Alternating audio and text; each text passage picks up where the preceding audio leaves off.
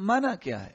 حدیث میں آتا ہے من اراد ان یتمثل له الرجال قیاما، جو شخص یہ چاہتا ہے، من اراد ارادہ کرتا ہے، ان یتمثل له الرجال قیاما کہ جب وہ آئے تو لوگ کھڑے ہو جائیں، فلیتبوأ مقعدہ من النار، اس کا ٹھکانہ جہنم ہے۔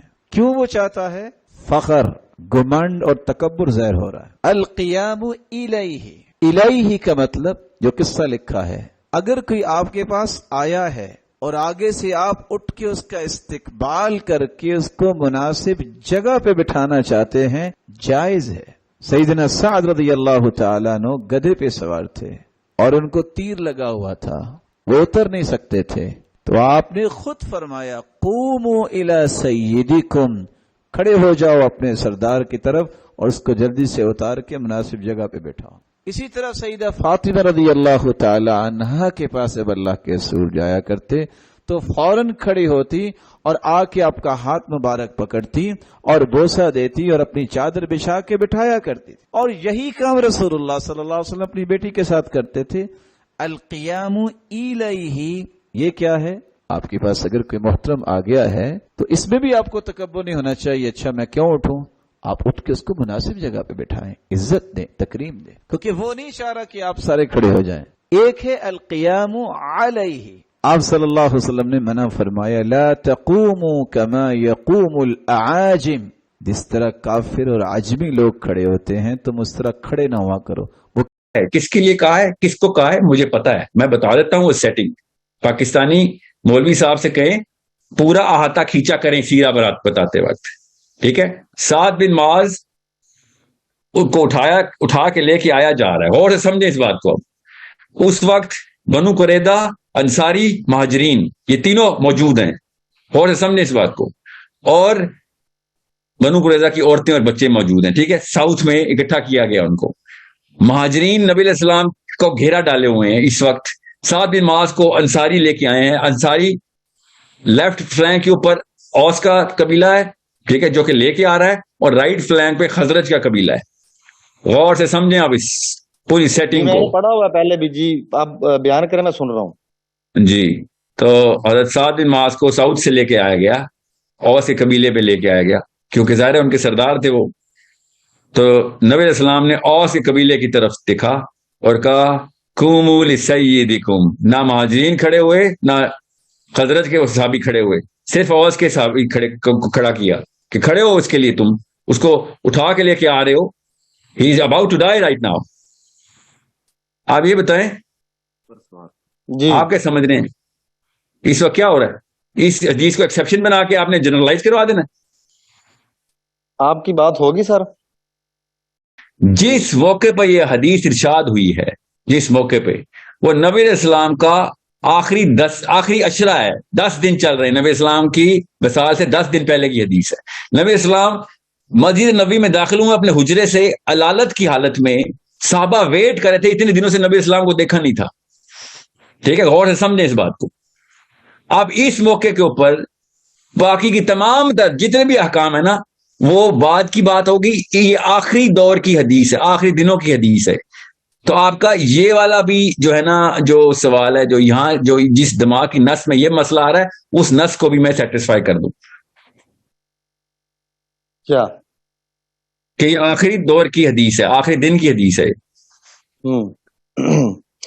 اچھا کچھ اور سر، چیز آپ نے دیکھیں جی، میں آپ کو چیز تو ہے، ابھی میری سوال ابھی باقی ہے۔ دیکھیں سر، جو بات ہے نا، آقا علیہ السلام نے حکم دیا ہو، کسی چیز کا منع کر دیا ہو، وہ عموم کے لیے منع کر دیا ہو، مجھے ایک روایت بتا دیں ایسی، آقا علیہ السلام نے اپنے لیے کہا تھا، آقا علیہ السلام نے کیوں کہا تھا، اس کی ریزن آپ کو پتا ہے؟ ایسا کیوں کہا جی تھا؟ پتہ ہے نا، بتاتا ہوں نا، وہ بھی بتاتا ہوں۔ اچھا ہوا پوچھ لیا، بتاؤں آپ؟ مجھے جی بتائیں۔ بتاتا ہوں۔ نبی علیہ السلام علالت کی حالت میں چھڑی لے کے داخل ہوئے مسجد نبی میں، صحابی کھڑے ہو گئے، ٹھیک ہے؟ صحابہ نے پہلی دفعہ پڑھا آپ نے؟ جی پڑھا جی۔ تو نبی السلام نے صحابہ سے کہا کہ اجمی اپنے بڑوں کی تعظیم میں کھڑے ہو جاتے تھے، اسی لیے میں ان کو جاہل کہہ رہا ہوں، یہ جہالت تمہارے اندر نہیں آنی چاہیے، ٹھیک ہے؟ حضرت انس نے اس کی وجہ بتائی ہے. حضرت انس بن مالک نے جامع ترمذی کی حدیث سنا رہا ہوں آپ کو. حضرت انس بن مالک نے کہا کہ نبی علیہ السلام کو کبھی بھی یہ بات گوارا نہیں تھی کہ صحابی ان کے لیے کھڑے ہوں، اس لیے صحابی کبھی بھی ان کے لیے نہیں کھڑے ہوتے تھے. اور یہ واقعہ جب ہوا، جب آخری دن کا، جب یہ والا جو حدیث سنا رہا ہوں پچھلی، جب لوگ کھڑے ہو گئے تھے، تو نبی علیہ السلام نے اس لیے ان کو منع کیا تھا. حالانکہ صحابی اس لیے کھڑے ہوئے تھے، نبی علیہ السلام کو پتا تھا کہ چونکہ پروفیٹ صلی اللہ علیہ وسلم کی طبیعت بالکل ناساز تھی، تو صحابہ کرام ان کی طبیعت کی وجہ سے کہ کوئی ہیلپ چاہیے ہوگی، آگے بڑھیں، نبی علیہ السلام نے اس لیے ان کو بٹھایا تھا کہ کوئی نہ کھڑا ہو، ورنہ تو صحابی کبھی بھی نہیں کھڑے ہوئے نبی علیہ السلام کے لیے. اب آپ کے کسی بزرگ کی تعظیم یا ماں باپ کی تعظیم میرے نبی کی تعظیم سے بھی اوپر ہو گئی ہے. صحابی نبی علیہ السلام کی تعظیم میں نہیں کبھی کھڑے ہو رہے، اور ہم یہاں پہ پاکستانی بابے کی تعظیم میں کھڑے ہوتے ہیں. بات ایسے تو نہ کرنا. ترمذی میں حدیث ہے کہ انس ابن مالک کہتے ہیں رضی اللہ تعالیٰ عنہ کہ ہم میں ایک ایسا شخص آتا تھا جو ہمیں سب سے بڑھ کر محبوب تھا، لیکن ہم اس کے استقبال کے لیے کھڑے نہیں ہوتے تھے کیونکہ ہمیں پتا تھا کہ وہ اس کا برا مانتے ہیں، اور وہ محمد رسول اللہ تھے صلی اللہ علیہ وآلہ وسلم. جامع ترمذی میں حدیث ہے جس شخص کی یہ خواہش ہو لوگ اس کے احترام میں کھڑے ہوں تو وہ اپنا مقام دوزخ میں دیکھ لے. آپ کے دل میں خواہش نہیں ہونی چاہیے. نبی علیہ السلام منع کر دیتے تھے، آپ کے استقبال میں کھڑے نہیں ہوتے. لیکن بخاری مسلم میں حدیث ہے کہ آپ صلی اللہ علیہ وسلم نے سعد ابن عبادہ جب آئے تو آپ نے فرمایا قوموا الی سیدکم، اپنے سردار کی طرف کھڑے ہو، اسے اتارو. کسی کو رسپیکٹ دے کے کھڑے ہونا یہ جائز ہے. وہ بندہ ڈیمانڈ نہ کرے نہ اس کے دل میں یہ چیز ہے. اصل میں جسے قنوت کہتے ہیں وہ ہے تعظیماً اور جھک کر کھڑے رہنا. ایک ہوتا ہے اچانک کھڑے ہو گئے، کوئی باہر سے آدمی آیا ہے، آپ نے کھڑے ہو کر انہیں ریسیو کر لیا، یہ بالکل دوسری بات ہے. لیکن یہ جس چیز کو میں حرام کہہ رہا ہوں، یہ مثلاً آپ مسجد نبوی میں دیکھیں گے کہ نماز کے بعد کچھ لوگ کھڑے ہو جاتے ہیں، وہ حضور کی قبر شریف کی طرف رخ کر کے اور بالکل وہ ہاتھ باندھ کے اور قنوت کی شکل میں کھڑے ہوتے ہیں. یہ حرام مطلق ہے.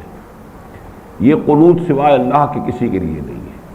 لیکن اس طرح سے کھڑے ہو جانا، اس میں بھی یہ ہے کہ کسی وقت جیسا کہ ہم کسی بڑے آدمی کے سامنے تھوڑا سا جھک بھی جاتے ہیں، انوالنٹری اگر وہ عمل ہے تو اس میں کوئی پکڑ نہیں ہے. لیکن جہاں اس کا خاص طور پر اہتمام ہوگا وہ حرام ہو جائے گا. جیسے کہ حضرت شیخ احمد سرہندی رحمۃ اللہ علیہ نے جو سجدہ تعظیمی جو رائج ہو گیا تھا مغل دربار میں، اس کے خلاف جہاد کیا، اور آپ نے سر گردن نہ جھکی جس کی جہانگیر کے آگے، جس کے نفس گرم سے گرمی احرار. جہاں یہ توقع ہو، جہاں یہ چاہا جائے، یہ سمجھا جا رہا ہو، تو وہاں اس کے برعکس عمل کرنا چاہیے. البتہ آپ غیر ارادی طور پر کسی وقت تھوڑا سا کھڑا آدمی ہوتا ہے، کوئی جھک کے مل لیتا ہے، اس میں کوئی بات نہیں ہے.